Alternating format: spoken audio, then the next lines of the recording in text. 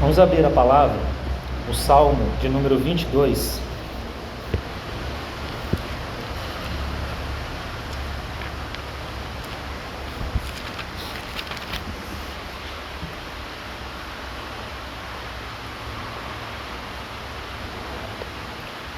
Vamos ler o verso 1 e depois o verso 22. Diz assim: Deus meu, por que me desamparaste? Porque se acham longe de minha salvação as palavras de meu bramido? E ainda o verso 22.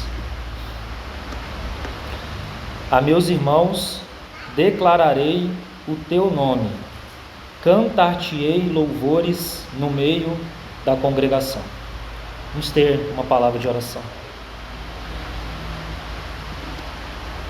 Pai querido, somos gratos ao Senhor por mais uma vez nos reunir aqui neste lugar, Senhor.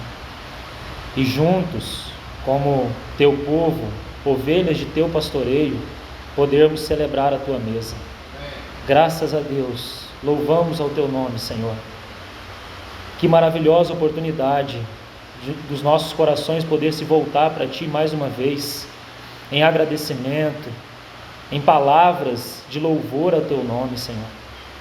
Que o Senhor mesmo possa despertar-nos para que possamos reagir em adoração a ti nessa noite. Obrigado por cada vida, Senhor, que aqui se reúne. Que o Senhor tome este breve tempo para continuar falando a cada coração. Obrigado por tua palavra, Senhor, viva, eficaz, penetrante. Independente do vaso, ela continua sendo isso. E nós te agradecemos por isso, Senhor. Em nome de Jesus. Amém.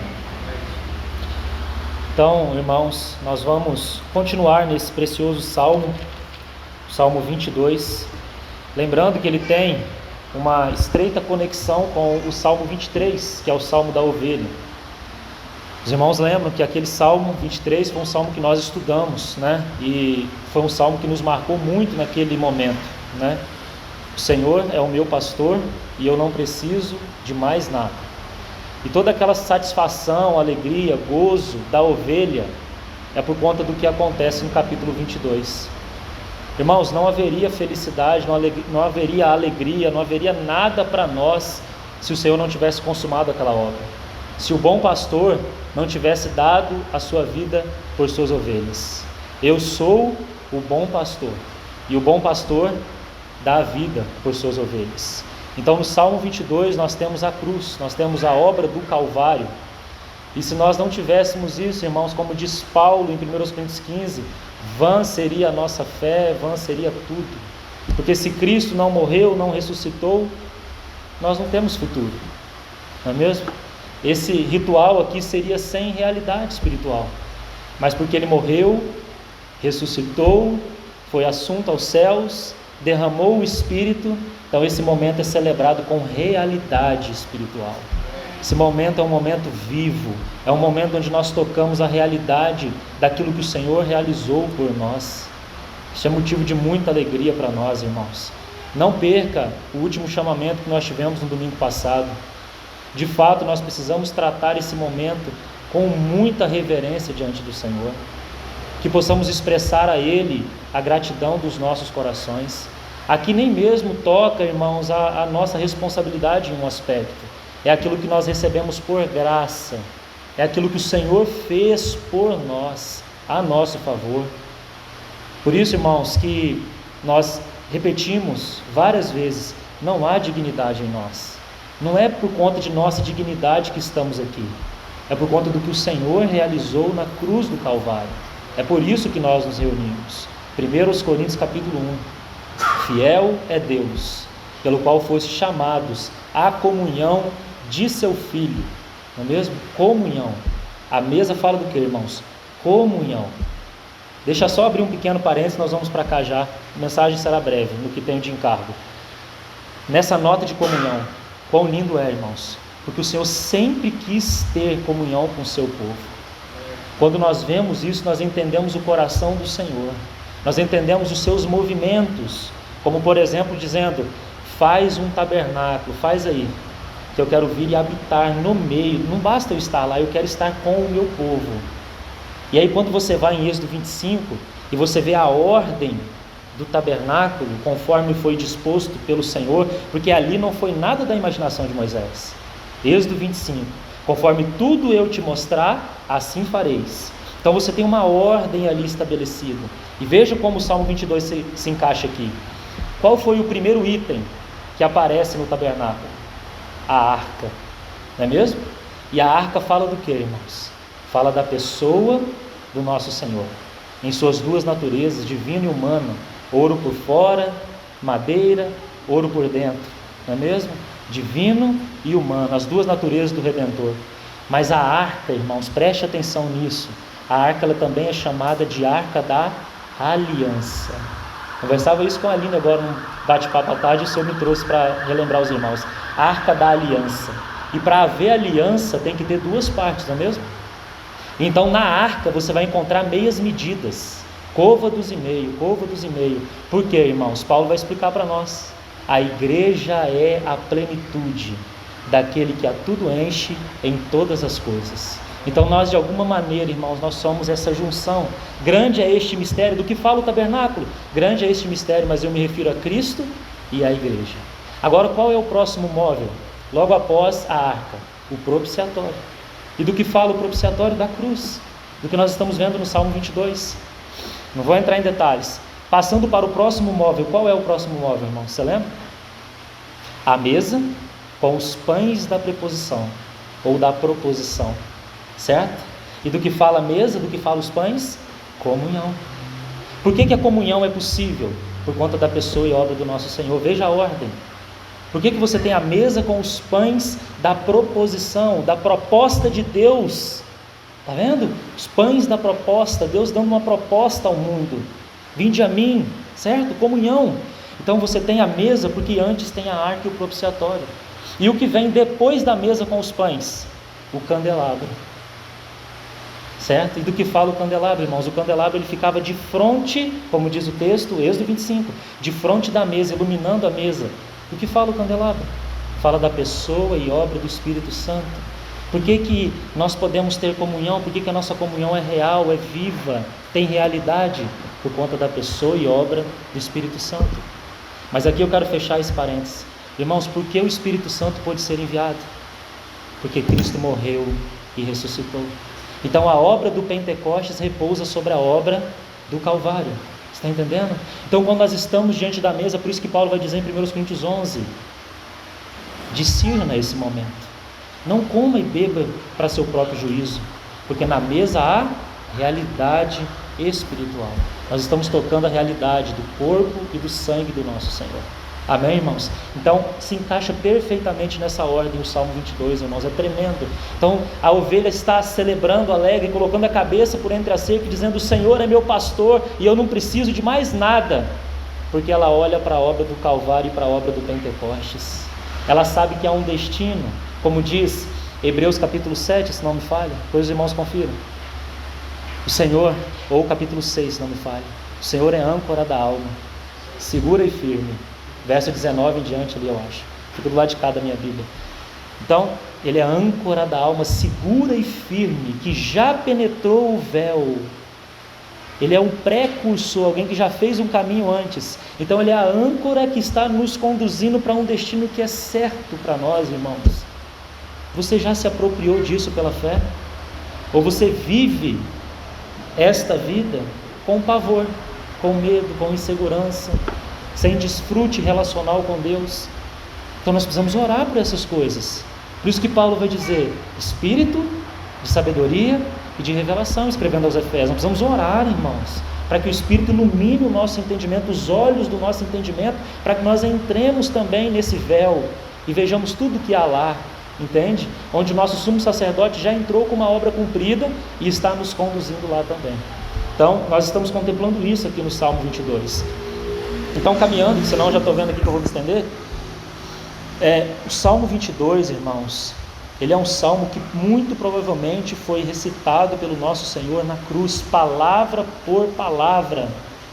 E se nós não entendemos a profundidade disso, irmãos, quem é esse Quem é esse que está dizendo na cruz: Deus meu, por que me desamparaste? Quem é este? Sabe quem é este, irmão? Este é o que em Colossenses 1,13 diz assim: Ele nos libertou do império das trevas e nos transportou para o reino do Filho do seu amor. Quem é este que está sendo desamparado na cruz, irmãos? É o Filho do seu amor. Isso nós estamos dizendo antes de haver mundo, antes de qualquer coisa ter sido criada, porque foi criada para Ele. Entende? Tudo foi criado por meio dele. Provérbios 8 vai dizer assim, que Ele é o arquiteto. Ele estava com Deus, o Filho é eterno, Ele assumiu uma natureza humana no tempo, mas Ele é eterno. E Ele é o arquiteto de Deus, foi por meio dele e para Ele que todas as coisas foram criadas. Mas antes de tudo isso, nós temos a eternidade, e aqui a nossa mente entra em parafuso, porque Deus está acima e além do tempo. A Bíblia não explica Deus nesse sentido, ela já parte do princípio. No princípio criou Deus os céus e a terra. Mas João, no capítulo 1, ele vai voltar lá atrás, vai lá no princípio eterno, e nesse princípio eterno, irmãos, Ele é o Filho do seu amor. Isso nunca deixou de ser, nunca. Provérbios 8, inclusive, que ele vai falar que Ele é o arquiteto, ele diz também que antes de se colocar, cada coisa no seu devido lugar neste universo, ele diz assim: a sabedoria personificada, porque a sabedoria não é apenas uma perfeição, a sabedoria é o próprio Deus, o próprio Senhor Jesus, certo? Ele é a sabedoria com S maiúsculo. Vai dizer assim, que antes de tudo ter sido criado, eu era as suas delícias. É esse que está sendo desamparado na cruz, irmãos, aquele que era as delícias do Pai, antes de qualquer coisa ter sido criada. É por isso que no Jordão e na transfiguração os céus não podem se conter. Lucas 3, Lucas 9, não pode se conter, irmãos. A voz do céu diz: este é o meu Filho amado, em quem eu tenho todo o meu prazer. Este é o meu Filho amado, este é o meu eleito, a Ele ouvi. Você está entendendo quem está sendo desamparado aqui na cruz? Irmãos, se nós não vemos essa relação eterna, nós não vemos, irmãos, o centro da cruz, da realidade da cruz, do que foi feito a nosso favor. Ele nunca havia perdido de vista a face do Pai. Por isso que em João 17, as portas da cruz, João 17, verso 5, ele vai dizer assim: Pai, verso 1, é chegada a hora, glorifica teu Filho para que o Filho te glorifique a ti. Aí no verso 5 ele vai dizer: me glorifica com aquela glória que eu tinha junto de ti antes que houvesse mundo. Quem é este que está sendo desamparado na cruz, irmãos? Este é o Filho amado, e sempre foi. Então, se nós entendemos isso, agora nós entramos nesse Deus meu, por que me desamparastes?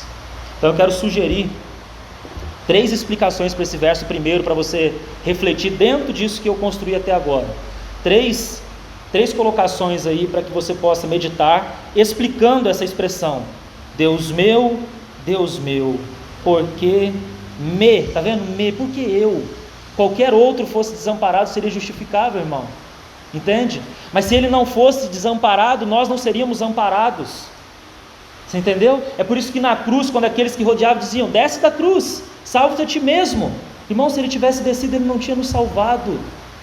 É uma relação conosco, entende? Por isso que no verso 22, já nesse salmo da cruz, imagine o Senhor recitando isso na cruz.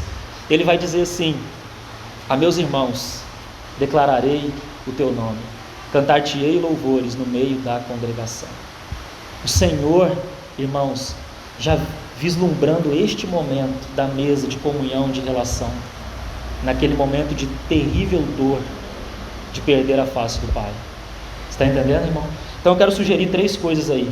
Como que o Filho, é nesse sentido que eu vou sugerir isso, o Filho dizendo ao Pai, porque é a face do Pai que ele está perdendo. Então é como se ele estivesse em agonia dizendo essas palavras que vou dizer para os irmãos. Primeiro, o Filho vai dizer assim: porque é agora possível para ti, eu vou citar tudo, depois eu dito para os irmãos anotarem. Porque é agora possível para ti estar tão longe de minha salvação, ou de ajudar-me e salvar-me? Vou repetir para que os irmãos anotem. Porque é agora possível para ti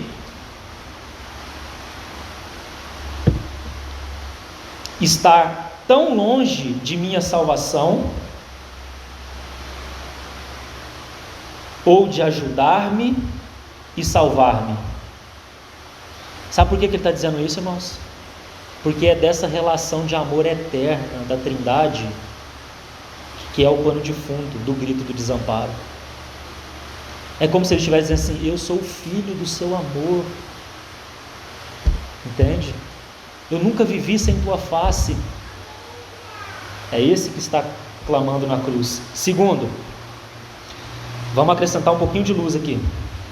Porque é possível, considerando a relação pessoal entre nós, que haja agora um abismo intransponível entre nós. Vou repetir. Porque é possível, considerando a relação pessoal entre nós, que haja agora um abismo intransponível entre nós. Sabe por quê, irmãos? Porque ali na cruz ele estava como que vestido com aquela pele de serpente. Lembra de João capítulo 3?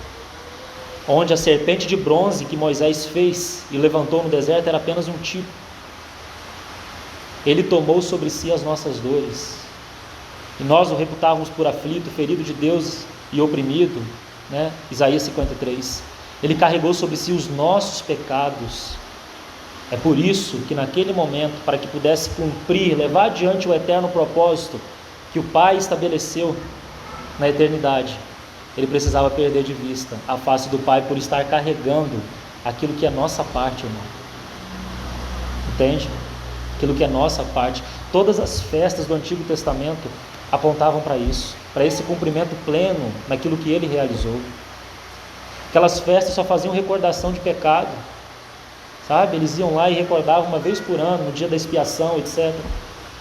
Mas agora não, por isso que Hebreus vai dizer: uma vez por todas.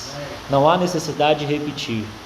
Por isso que Hebreus 6, por exemplo, uma passagem tão difícil, né, para alguns, só está dizendo assim, ó, não há outro sacrifício, é o mesmo. Não tem como repetir o sacrifício de Cristo. É o mesmo sacrifício, porque ele é perfeito, é eficaz, é uma vez por todas. E terceira sugestão aí. Porque quando antes eu tinha uma profunda e doce relação de comunhão,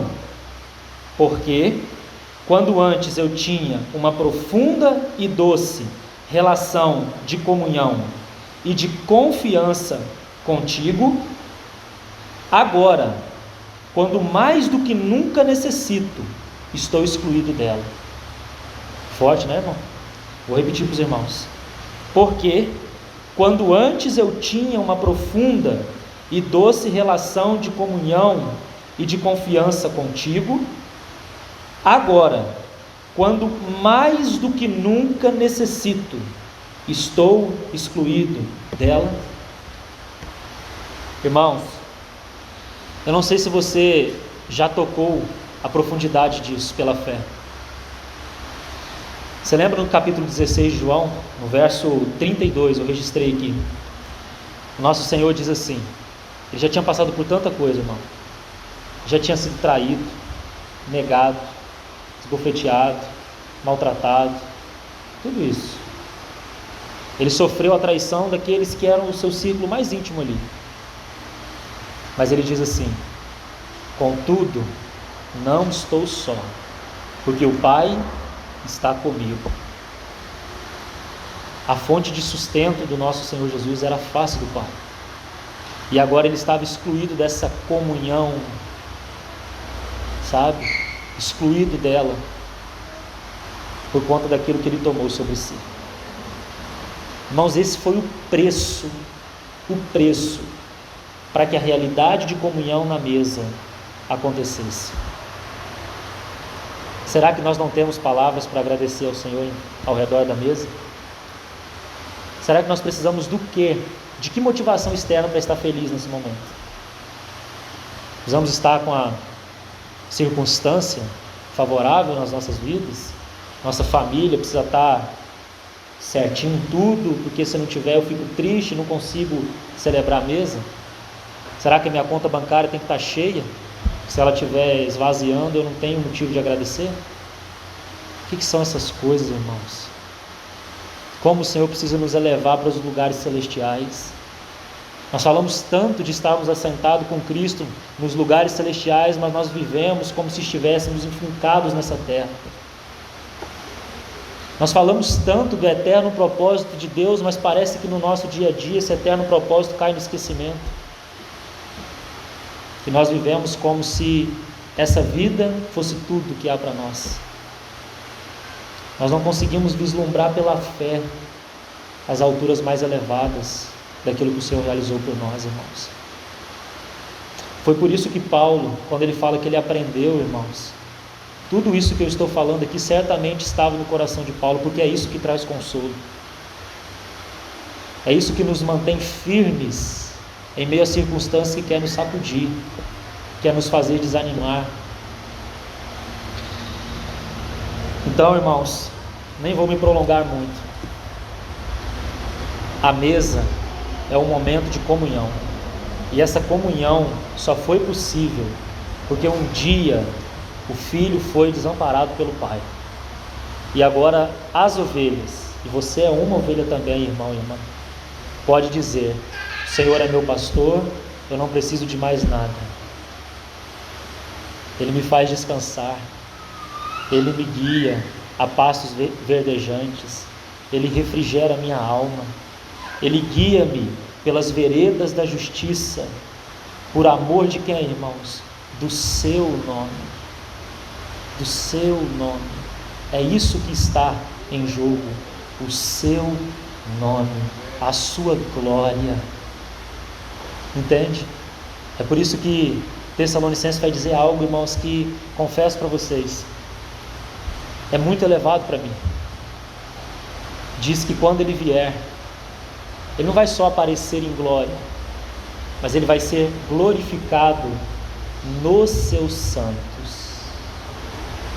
Está entendendo o que vai acontecer no dia da manifestação da vinda do Senhor? Ele será glorificado nos seus santos. Hoje nós vemos tudo de maneira tão imperfeita, né, irmãos? Às vezes achamos que o Senhor não está edificando nada, nem na minha vida, nem na sua vida, nem na vida da igreja. Achamos que o testemunho do Senhor está fadado ao fracasso. Não está, irmãos. Não está. Eu edificarei a minha igreja, e as portas do inferno não vão prevalecer contra ela. Deixe os inimigos fazer o barulho, irmãos. Há alguém que está no trono e que tem o controle do universo. Ele nunca perdeu o controle. Ele continua reinando, soberano. Esse é o nosso Senhor. Bendito seja o seu nome. Vamos orar. Depois podemos nos aproximar. Ó Pai, nós somos gratos a Ti por este tempo. Bendizemos o Teu nome, Senhor. Tu és maravilhoso. Tu és o mais desejado. Tu és totalmente amável. Ninguém nós temos além de Ti, Senhor. Podemos às vezes não chegar ainda a este ponto em nossa experiência, mas este é um fato: nós não temos ninguém além de Ti. Leva-nos rapidamente a este lugar, Senhor, um lugar de descanso em Ti, um lugar onde as circunstâncias não nos deixam apavorados, onde o medo não nos toma, neste lugar de esperança que temos em Ti, Senhor. Tua igreja precisa tanto de Teu consolo, Senhor. Estamos sobrecarregados com esses dias que estamos vivendo. Parece que as circunstâncias vão nos engolir, os desafios têm aumentado. Muitos aqui nessa noite podem estar com o coração temeroso, Senhor, mas crendo que o Senhor está passeando neste lugar. Nós pedimos a Ti: sara-nos, refrigera a nossa alma, Senhor, restaura-nos. Olha do céu, vê e visita a Tua vinha, protege o que a Tua própria destra plantou.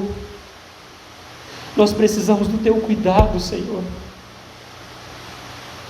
Nós precisamos do teu pastoreio, nós precisamos do teu cajado, da tua vara, do teu ensino. Obrigado porque o Senhor fez um convite que se estende a nós: vinde a mim, todos vós que estáis cansados e sobrecarregados, e eu vos aliviarei. Tomai sobre vós o meu jugo e aprendei de mim, que sou manso e humilde de coração, e achareis descanso para a vossa alma.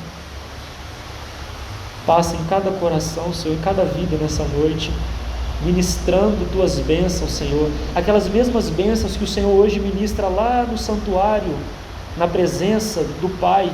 Ministra agora pessoalmente a nós também, Senhor. Nós precisamos tocar isso em realidade, Senhor. Rompe as barreiras do nosso intelectualismo, Senhor. Rompe as barreiras do nosso ceticismo. Nos ensine a viver por fé. Nos ensine a se apropriar daquilo que o Senhor já nos deu em Cristo Jesus. Obrigado, Senhor, porque Tu és um Deus relacional, Tu és um Deus de comunhão. E nós estamos aqui, Senhor, ao redor de Tua mesa, para juntos celebrarmos a Tua vitória sobre todos os nossos inimigos. Bendito é o Senhor para todo sempre. Amém. Amém, Senhor.